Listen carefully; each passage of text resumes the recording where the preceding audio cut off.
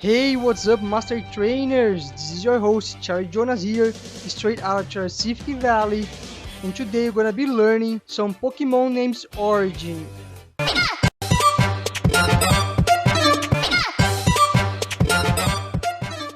Alright then, so if you like Pokemon Unite and are super excited just as I am to play it online on your phone, let's go ahead and check it out. Each one of the Pokemon roster name is origin.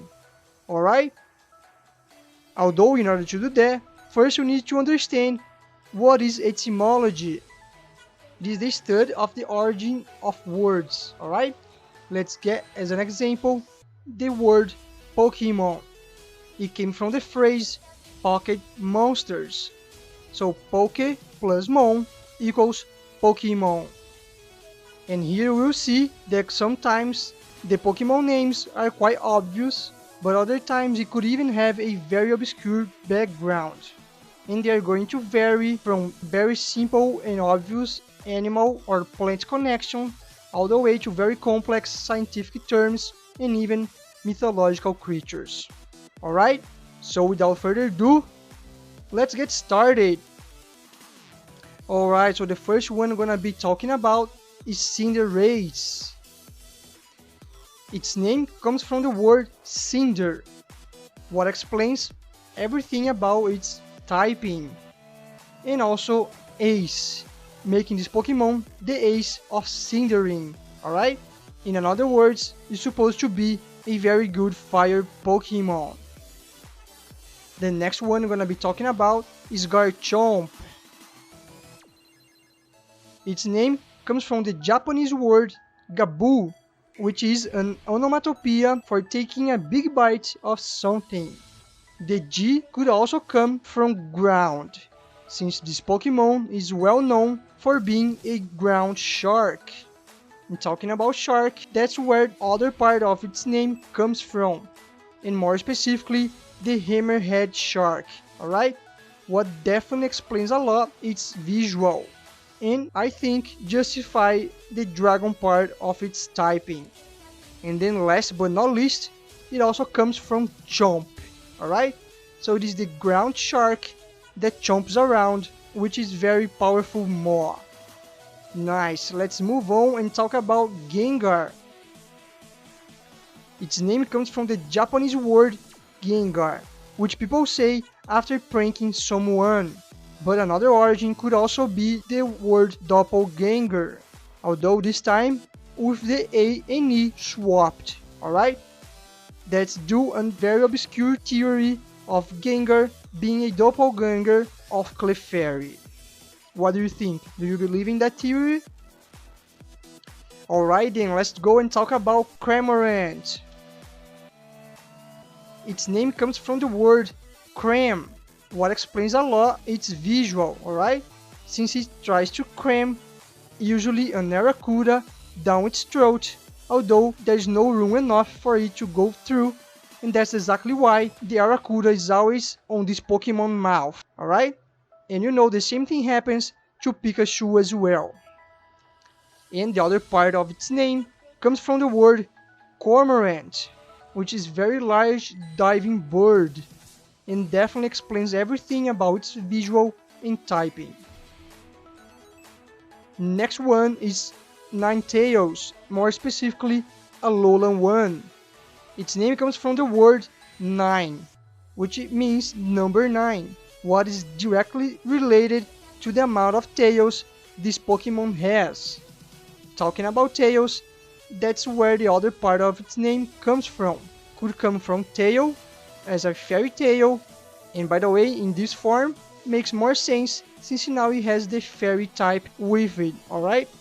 And also, it's a double meaning of tails, like the back part of the animal, since it has 9, and we could say it has one tail behind one of its tail. That's because this Pokemon is based on the fox spirit, also known as the nine-tailed fox, a mythical fox entity very popular in East Asian mythology, alright? The next one is the Wigglytuff. Its name comes from the word wiggly, and that happens due to the consistency of its body, alright? And the other half of the word comes from the word tough, although it was written differently. What makes us believe that although this Pokemon is wiggly, it could also be tough and badass. And if you already played Pokemon Unite with this Pokemon, you know very well what I'm talking about. And talking about being tough, the next one is Machamp. Its name comes from the word macho and also champ, short for champion. What makes this Pokemon the champion of the machos. What definitely explains everything about its typing. And if you take a better look on its visual, I don't know about you, but at least I think it might be a very recent species, since it is based on the WWE wrestlers. Or this Pokemon is a recent species, or its looks, as we know, is a recent one. What do you think? Next one is Absol. Its name comes from the word absolution, alright? And that happens because this Pokemon lives high on the mountains by itself, and it only comes down to get seen for human beings when there is a very big catastrophe about to happen, alright? Although a lot of people think this Pokemon brings curse, it carries no guilty, since the purpose it came to people was to alert them for the incoming doom. The next one I'm gonna talk about is Slowbro. Its name comes from the word slowpoke, what is the name of its previous evolution, but also how you call someone who acts or moves slowly. And the other part of its name comes from brother. I don't know, perhaps because now it has a little brother hanging around on its tail 24/7. What do you think? Does it make any sense? Oh, and by the way, a curiosity here, did you know that Slowbro is the only Pokemon that could de-evolve, and it could happen by the moment it loses its tail. This way, it will be turning back into a Slowpoke again. How crazy is that? The next one on our list is Mr. Mime. Its name is no mystery, alright? It comes from the word Mr. and also Mime. So it's the Mr. Mime that does lots of mimics, which are very convincing since this Pokemon could cast a very strong barrier. And again, if you played with this Pokemon, you know very well what I'm talking about.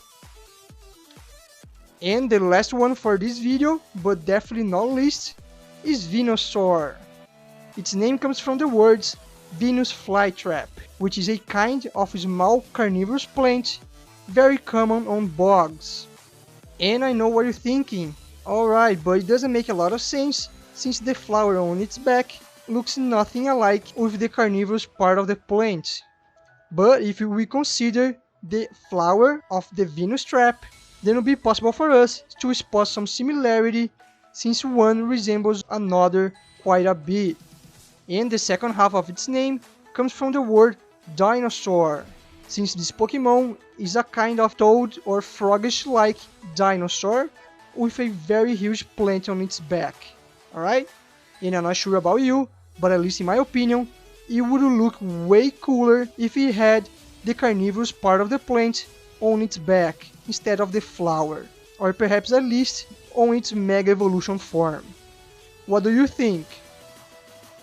Alright then, and if you wanna check the rest of the Pokemon roster name's origin, stay tuned for the part 2 of this video, which is coming soon. And until then, if you wanna know the origin of another almost 500 other Pokemon, then you should check it out my Etymology Master online course. They're gonna be teaching you everything you need to know behind each Pokemon's name origin in a very fun, quick and visual way. And besides boosting your English vocabulary, you're also gonna earn an exclusive Etymology Master certificate after concluding each one of the courses. And plus all of that, you're also gonna get a bonus PDF file in order for you to recap it offline anywhere, anytime you want. And if you're down to watch some very good gameplays from Pokemon Fam to Pokemon Fam, So stay tuned and subscribe to this channel to check it out my gameplays of Pokemon Unite on mobile and also playing on a board game through the tabletop simulator, alright? I'm pretty sure you won't regret and have lots of fun. Until then, don't forget to ring the bell in order to get notified about new videos here in this channel. Also leave a thumbs up and subscribe. And I see you on the next one.